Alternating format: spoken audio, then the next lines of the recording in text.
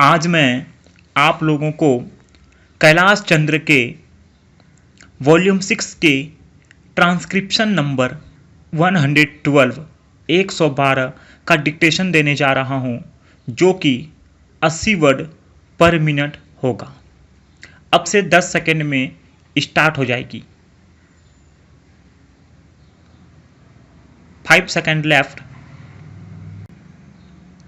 Mister Deputy Chairman, I give my support to the bill. The bill carries out one of the major recommendations of the Bhor Committee on Health Survey and Development, of which I was a member. Now, one of the objects of this will be to provide an All India Institute for the advancement of medical knowledge and the training of medical personnel. It will provide refresher courses for the physicians working in our towns and villages. It will provide, I take it, facilities for higher instruction in modern medicine. I think the health minister, if I may say so, with respect, was a little far too apologetic in defense of modern medicine. We do not stand today where we did 4,000 years back, when our ancestors had creative minds and did a very great deal in the world of medicine. The world has moved far ahead during those 4,000 years, and if you want to benefit by medicine or by the facilities which medical science offers, you must be prepared to go to doctors who have knowledge of psychology, bacteriology, pathology, and who can perform the various tests which are necessary in order to diagnose diseases.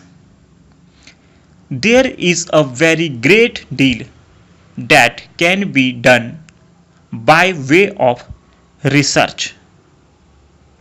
Now, I should have liked some more light to be thrown on the organizational side of the institute. One of the questions which we had to consider was whether this institute should not be affiliated to the Delhi University or to any other university for that matter. We came to the conclusion that it should function as an autonomous institute having more or less the status of a university, but I do not, on reflection, like this segregation in education. The tendency to have special institutes and call them by the name of universities, or to devolve on them the functions of university has, I am afraid, been carried a little too far in this country. We have an engineering university and we have, I suppose, a technical institute. Should they call themselves universities? Now, a university is a place where knowledge is integrated. It is a place where you have researchers and professors of various branches of knowledge working and cooperating together for the advancement of learning. It is an advantage to have a big institute of a specialized character. I wish, therefore, that a decision had been taken to affiliate it to the Delhi University, which I believe is a federal university, and if necessary, the constitution of the Delhi University could have been modified for that purpose.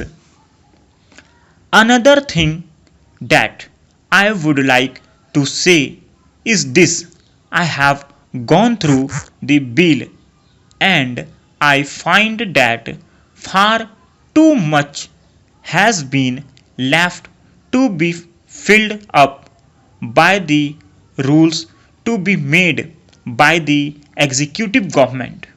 Now, by merely reading the bill, I can have no idea as to how the institute will actually function and what the measure of internal autonomy will be that the institute will possess.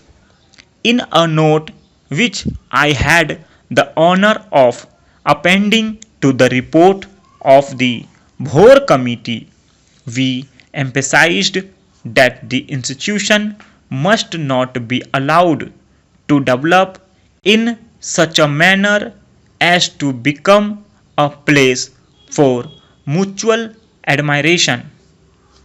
We wanted, therefore, provisions to be specifically made in the Constitution for an element on the academic bodies of the institution. Now, I think that the institute will have four representations of the medical facilities of Indian universities to be nominated by the central government in the matter prescribed by rules. But the institute is not a medical faculty. The institute will have a governing body and there will be many other bodies which will work as part of the institute. What I have in mind is that on the academic bodies which will frame the curricula and which will be responsible for the conduct of examination and for prescribing all the standards, there should be representation of an expert character provided in the constitution itself. I should like, Mr. Deputy Chairman, the position to be clarified in this respect by the Health Minister.